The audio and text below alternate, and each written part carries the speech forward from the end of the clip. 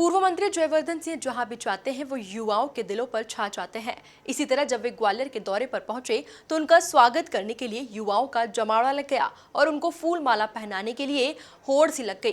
अपने इस दौरे के दौरान जयवर्धन सिंह ने चिर परिचित अंदाज में भाजपा पर जमकर निशाना साधा और अपने पिता दिग्विजय सिंह की झलक दिखा दी। देखिए इसी पर एक खास रिपोर्ट। ग्वालियर में दिखा जीवी एक्सप्रेस का जलवा, स्टेशन पर स्वागत के लिए लगा जमावड़ा। जयवर्धन सिंह में दिखी दिग्गी की झलक, भाजपा को जमकर लिया आड़े हाथों। दरअसल पूर्व मंत्री और कांग्रेस विधायक जयवर्धन सिंह ने सिंधिया के गढ़ ग्वालियर में आमद दी थी। इस मौके पर जैसे ही वो रेलवे स्टेशन पर पहुंचे तो उनके स्वागत के लिए युवाओं का हुजूम उमड़ पड़ा। युवाओं ने जमकर जिंदाबाद के नारे लगाते हुए जयवर्धन सिंह को फूल मालाओं से लाद दिया। विधायक जयवर्धन सिंह ने इस मौके पर चर्चा के दौरान पोषण आहार घोटाले का जिक्र किया और आगामी विधानसभा सत्र में उसे उठाने की बात कही।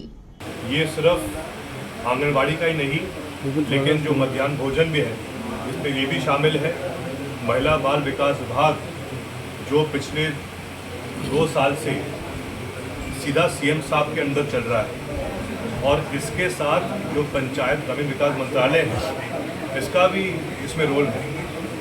और अभी तो सिर्फ 100 करोड़ की इसमें बात आई है, लेकिन मैं मानता हूँ ये घोटाला हज़ारों करोड़ का है।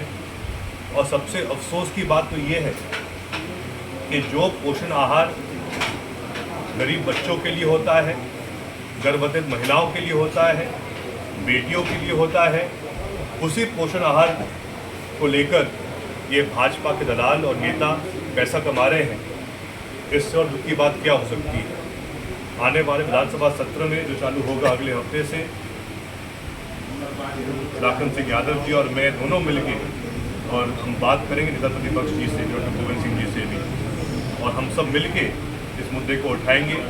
क्योंकि जैसा मैंने पहले कहा, बहुत अफसोस की बात है कि भाजपा के नेता इतने लालची हो गए हैं कि जो राशन और जो पोषण आहार बच्चों के लिए दिया जाता है, वो पोषित बच्चों के लिए दिया जाता है, उसमें भी ये लोग पैसा बना रहे हैं। इस मौके पर जयवर्धन सिंह में दिग्विजय सिंह की झलक दिखी और उन्होंने आगामी चुनाव वचन पत्र और जनप्रतिनिधियों की गरिमा सीख दी। मध्य प्रदेश में कर्मचारी का हर वर्ग परेशान है, त्रस्त है। हमारे नेता कमलनाथ जी ने घोषणा भी की और बयान भी दिया है कि इस बार जो वचन पत्र कांग्रेस निकालेगी उसमें हमारी पहली घोषणा जो हमारे कर्मचारी वर्ग है उनके लिए रहेगी। और उसमें हमारा वादा है कि सरकार बनने पर ही कमलनाथ जी आदेश निकालेंगे जिसमें जो पुरानी पेंशन स्कीम है उसको जिस प्रकार से हमारे मुख्यमंत्री अशोक गहलोत जी ने और भूपेश बघेल जी ने राजस्थान छत्तीसगढ़ में उसको वापस लागू किया था, उसी प्रकार से मध्य प्रदेश में भी अगर पुनः कमलनाथ जी मुख्यमंत्री बनते हैं तो old pension scheme Madhya Pradesh में लागू करेंगे, जिससे कि जो भी कर्मचारी हमारे प्रदेश के हैं उन सबको इस राहत मिलेगी। मैं इतना ही कहूँगा कि जो भी जनप्रतिनिधि होता है वो भी पूर्व विधायक है, उनको जो भी व्यक्ति हो, चाहे वो आम जनता हो, चाहे वो सरपंच हो, जनपद सदस्य हो, सबका सम्मान करना चाहिए। अगर वो ऐसी धमकियाँ देगी और पैसों की लेन देन की बात करेगी तो कहीं ना कहीं इससे बहुत गलत संदेश जाता है। और इसमें जो भी ये बात वो कर रही है लेन देन की, उसमें वो स्पष्टीकरण करें कि आखिर ये पूरा मामला है क्या।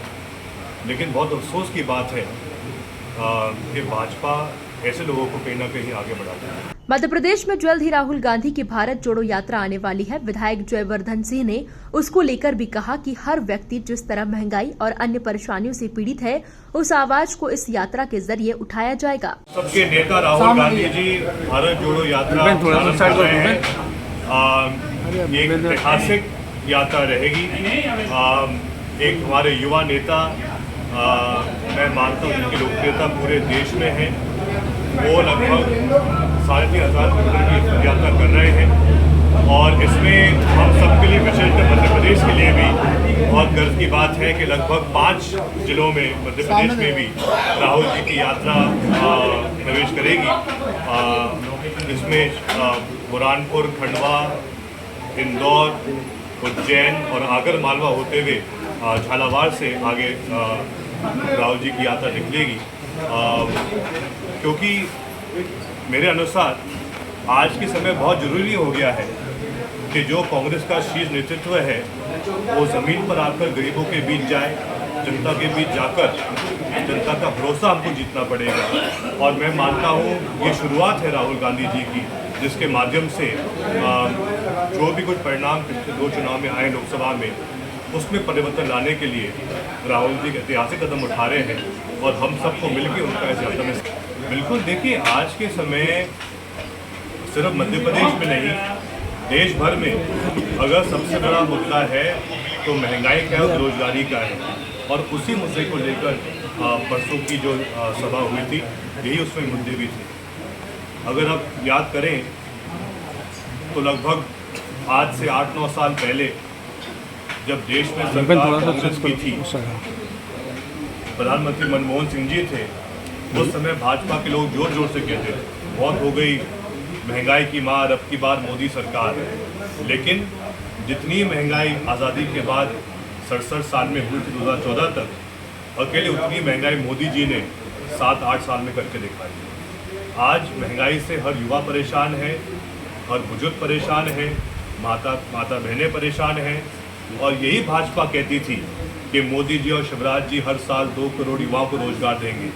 उल्टा कोविड काल में मोदी जी के राज में, शिवराज जी के राज में हर साल 2 करोड़ युवा रोजगार हुए हैं। तो माना जाए कि जिस तरह से सिंधिया के गढ़ में जयवर्धन सिंह ने अपनी हुंकार भरी है, ये आने वाले वक्त में एक बड़ी सियासी जंग में तब्दील होने की संभावना है। Bureau report, MP news.